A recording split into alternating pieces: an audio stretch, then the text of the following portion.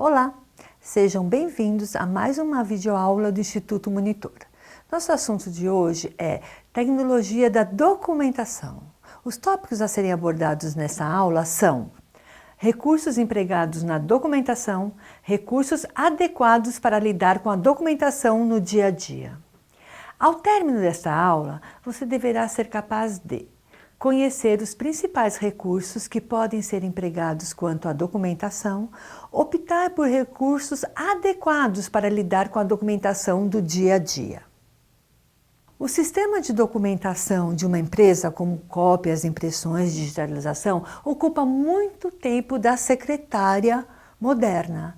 E ela tem que saber como lidar com isso, como trabalhar com isso e a melhor forma de usar os equipamentos que estão disponíveis na empresa para ela. Primeiro, impressora de uso diário. Toda secretária faz os seus documentos e geralmente os imprime. Se não os manda por e-mail, mas geralmente imprime. Pode ter uma reunião ou às vezes é uma circular que vai ir por toda a empresa. Essas impressoras podem ser de vários tipos, dependendo daquilo que eu quero usar, daquilo que eu quero fazer. Exemplo, uma impressora matricial. Se eu quero imprimir notas fiscais, é a mais adequada. Uma impressora jato de tinta para balanços financeiros, para documentos de precisão, mas não precisam ter tão formatados, tão elaborados. E a impressora a laser. Às vezes eu quero imprimir um certificado, algum documento que exige maior qualidade de impressão. Então, como uma secretária, eu preciso saber que existem esses tipos de impressora para que eu imprima de forma adequada aquele trabalho que eu vou enviar ou arquivar.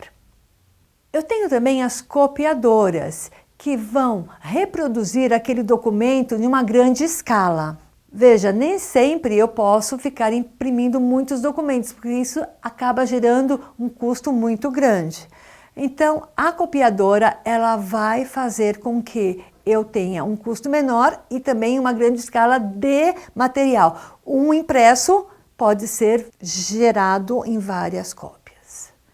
Tenho também um equipamento que hoje a gente diz que não se usa muito, mas isso é mito, o facsímile. O facsímile, ou fax, que a gente usa muito, ele reproduz documentos à distância. Eu coloco o documento que eu quero passar dentro da máquina e ela passa como se fosse um scanner para o outro lado através de uma linha telefônica. A pessoa que recebe num equipamento especial.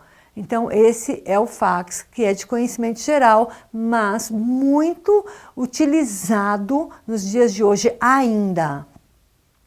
O scanner. O scanner é um equipamento periférico, ou seja, ele é acoplado ao meu computador fisicamente e eu coloco imagens ou documentos que eu queira digitalizar.